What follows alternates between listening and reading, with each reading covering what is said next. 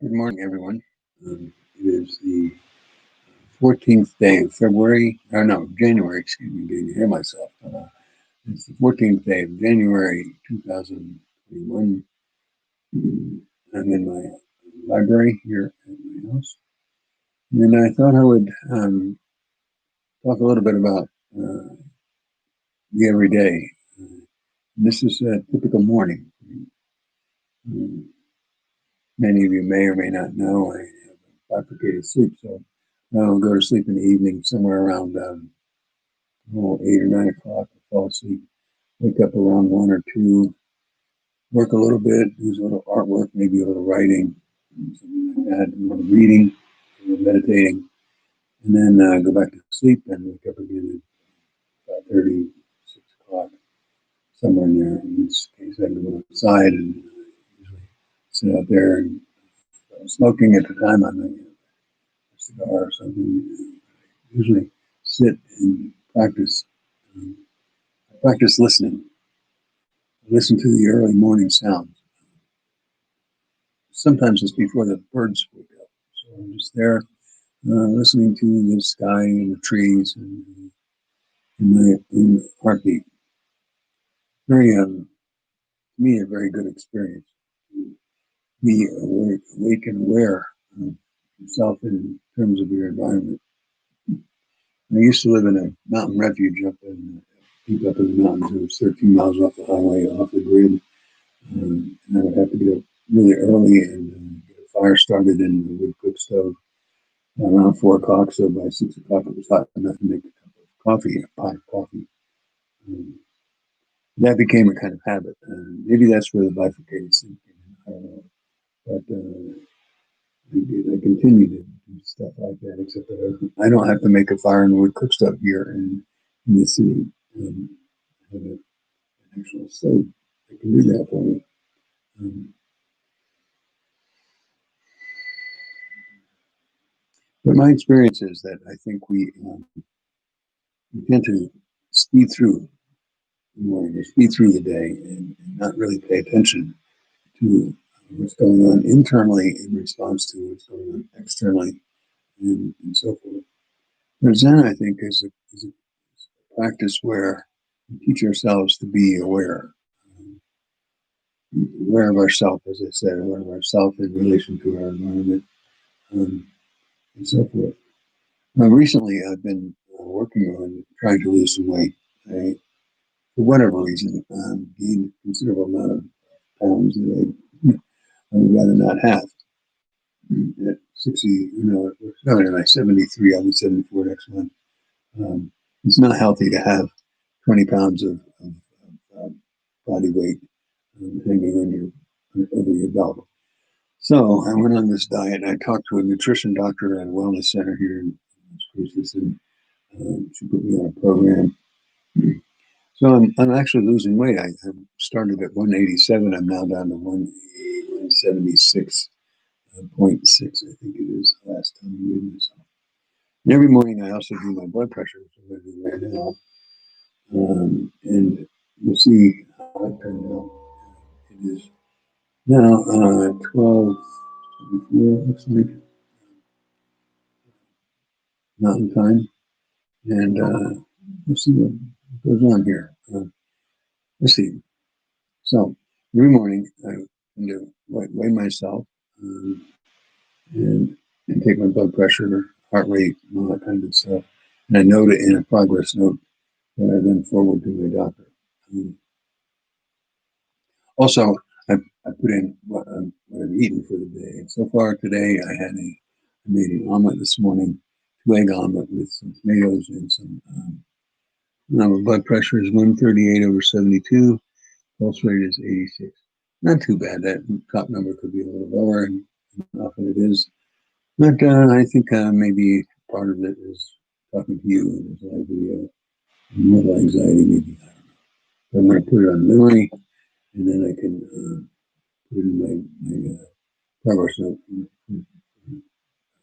my doctor. So one of the things that's happening as a result of this diet thing is one of those. I keep keto things, I think.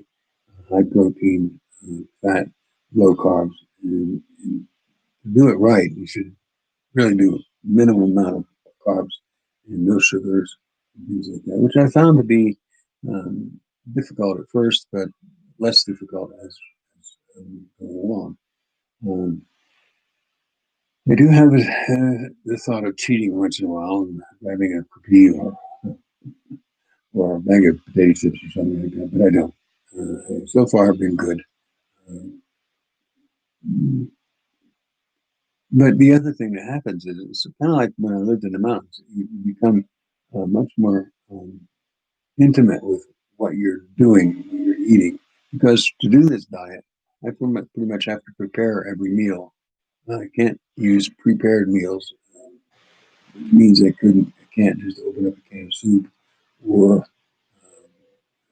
beef stew or something like that, or take one of those frozen meal things out of the freezer and pop it in the microwave. I can't do that. I have to make everything. So I'm chopping and cutting and slicing and mixing and all kinds of things each meal, which brings me my awareness much closer to what it is I'm eating, um, and I find that I'm grateful for that practice because it brings me closer to knowing what I'm eating, where it came from, and things like that.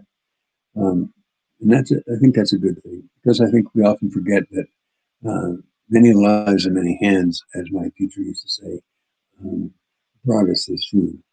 And it's important, I think, to have some sense of gratitude to those many lives in many hands that did, in fact, bring us this food, and so that we can prepare it and eat it to sustain ourselves and to sustain our practice. On a hike, oh, another thing I'm doing is exercise. So each morning, I either sometimes do both. I either hike in the desert, go down to a mountain we call A Mountain here in West Spruces, and hike around that a little bit. Um, I'm hindered in that practice by the fact that my left leg is partially paralyzed and I have to walk with a cane, and my toe drag is getting worse, so I have to be really careful.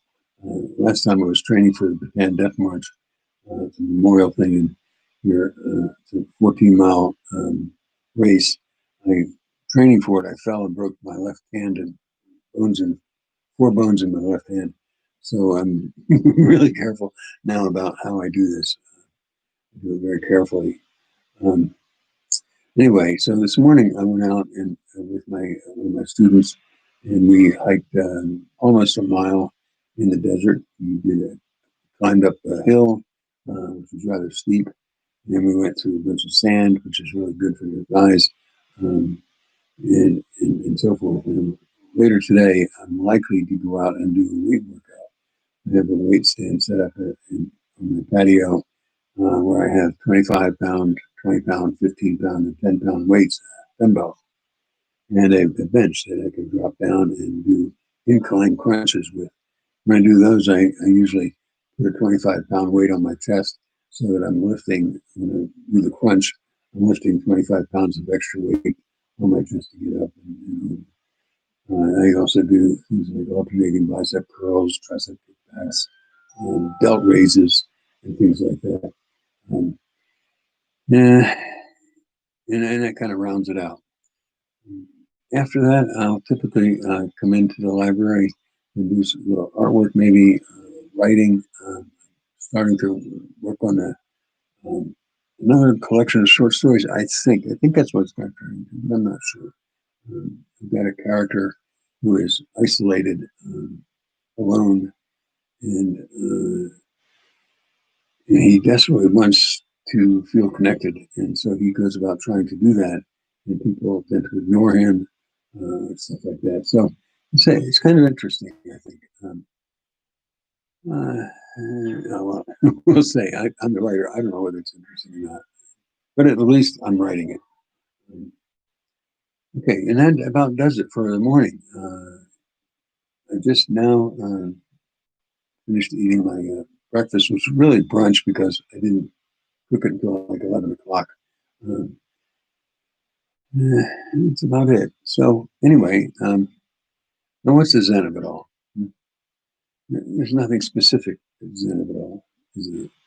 There's just the fact that I'm paying attention, I'm trying to be mindful in what I do, how I speak, what I think, and so forth. Um, and I think that's the essence of the practice, really.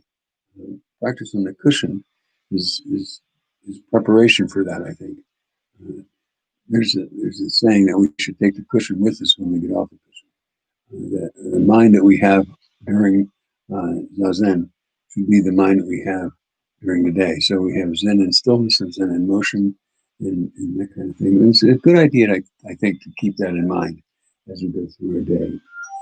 And it sounds like somebody's finally wants to talk to me. So I guess I better go. And this thing has been about almost 11 minutes.